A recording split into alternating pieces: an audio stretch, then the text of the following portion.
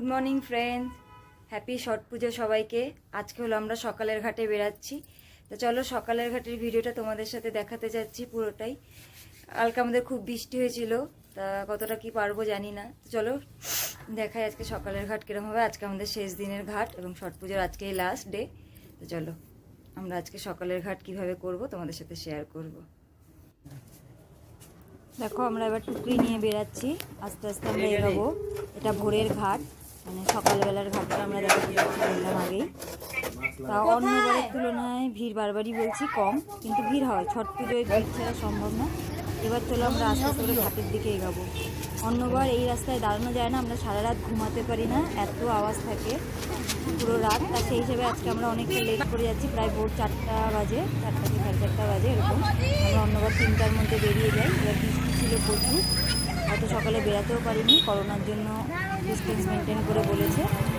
সেই হিসেবে আমরা এবার এগাচ্ছি। চলো আস্তে আস্তে, দেখলে আমার বাড়ি ওই পাশেই আমার বাড়ি, ওখান থেকে আস্তে আস্তে এগাচ্ছি এবার ঘাটের দিকে। চলো ঘাটের দিকে, ঘাটে গিয়ে দেখাই ঘাটের ইয়েটা। লাইটও দেয়নি তো, সকালের ঘাটে ভিড় হয়েছে, কিন্তু সকালের ঘাটে ভিড় হয়েছে মোটামুটি মনে হচ্ছে। আমার 4 বছর দণ্ডিও ছিল, যেটা আমার কমপ্লিট করে আমি এখন শুধু পুজোটা করছি। এবার দেখো যে ঘাটের সামনে, একদম ঘাটের সামনে আমরা চলে এসেছি। শিলিগুড়ির ছট পুজো তোমরা ভাবতে পারবে না যে কতটা ভালো হয়। বিহারের পরে শিলিগুড়িতে এত সুন্দর ছট পুজো হয়। সেই তুলনায় এই বছর আমরা অনেকটা ভিড় কমই দেখতে পাচ্ছি।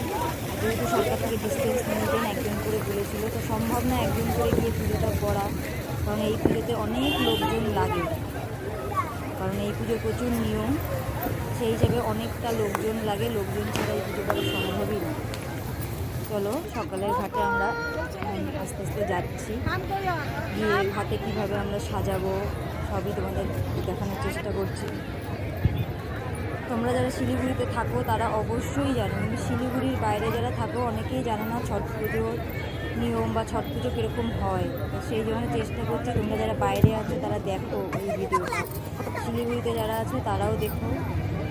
ছট মায়ের বিশাল কৃপা যে এই 3 দিন উপোস থাকার পরেও এতটা শরীরে জোর পাওয়া যায়। এবার আমাদের আস্তে আস্তে ঘাট সাজানো হবে। দেখো অসাধারণ, এই জায়গাটা পুরো লাইট আরও মোমবাতিতে ঝকমক করে। যেহেতু এই বছর বলেছে অনেকে বেশি গায়ে গায়ে করে প্যান্ডেল করা যাবে না, ফুল দিয়ে সাজানো যাবে না, অনেক কিছু নিয়ম বলে দিয়েছে।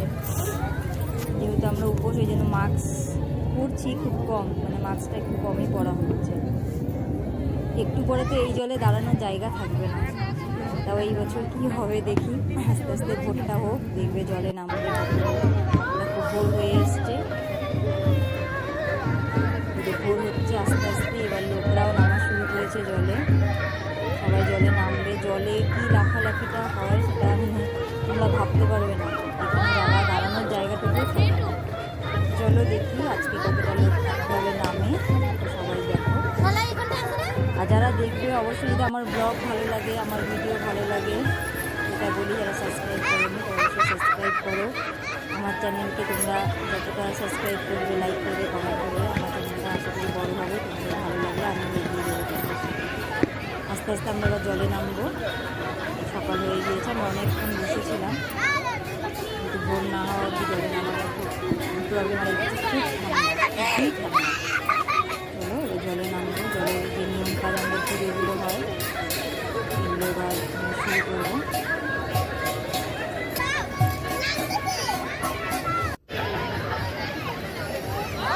দেখো আস্তে আস্তে ভিড় কিন্তু শুরু হচ্ছে, কারণ উপায় নেই। ছট পুজো যে জলে ছাড়া পুজোটা সম্ভবই হয় না। ছট পুজো শিলিগুড়ি ছট পুজো, মানে দুর্গা পুজো যেমন আমাদের কলকাতার দুর্গা পুজো, ছট পুজোটা ওই টাইপেরই প্রচণ্ড। যেমন আমিও আগে জানতাম না, আমি কলকাতায় নেই, কিন্তু এখানে এসে ছট পুজো ছাড়া আমি থাকতে পারবো না হয়তো।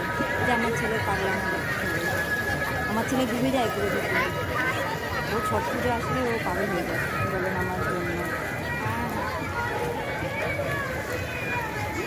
দেখো আস্তে লোকের ভিড় কিন্তু মোটামুটি শুরু করা শুরু করেছে। সবাই আস্তে আস্তে জলে নামবে।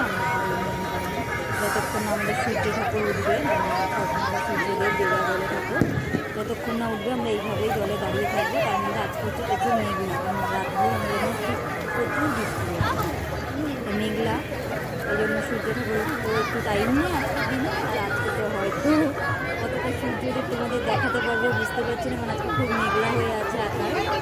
দেখি সূর্যদেব আমাদের কখন দেখা দেয়, আর কখন আমাদের কৃপা করে কিনা।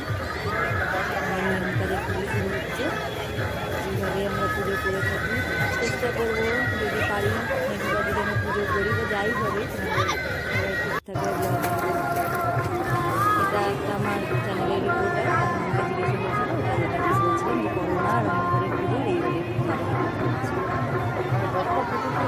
তোমরা কিন্তু আমার চ্যানেলটাকে অবশ্যই শেয়ার করো, লাইক কমেন্ট করো। তোমরা জানো আমার চ্যানেলে সব রকম অন্যরকম একটা কিছু আনি। দেখো এরকম করে দুধ জল দিতে হয়, তাতে সবাই দিতে হয়, এটা দেওয়া ভালো।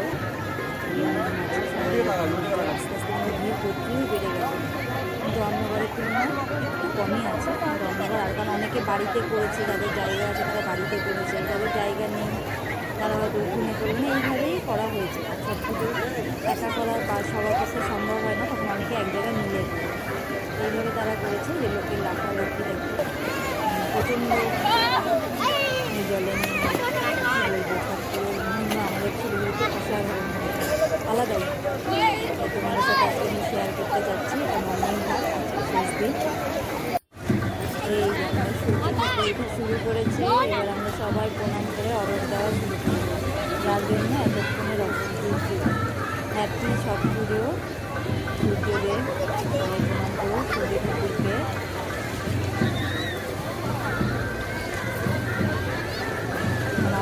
অন্যভাবে উঠে এবার প্রচুর মেঘলা, তা হালকাই আমরা দেখি।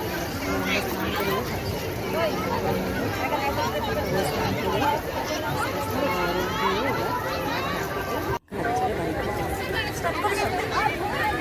ছট পুজো বন্ধুরা আজকে এই পর্যন্তই থাকলো আমাদের এই বছরের ছট পুজো। নেক্সট বছর সবাই ঠিক থাকে, সব কিছু ঠিক থাকে, আবার আমি তোমাদের সামনে এই ব্লগ নিয়ে আসবো। সবাই ভালো থাকো, সুস্থ থাকো, করোনা থেকে সাবধান থাকো, বাড়িতে সবাই প্রিপারেশন নাও, কারণ করোনায় ডিস্টেন্সটা খুব একটা মেনটেন করা যায়নি। সবাই ভালো থাকো, থ্যাংক ইউ। হ্যাপি ছট পুজো সবাই।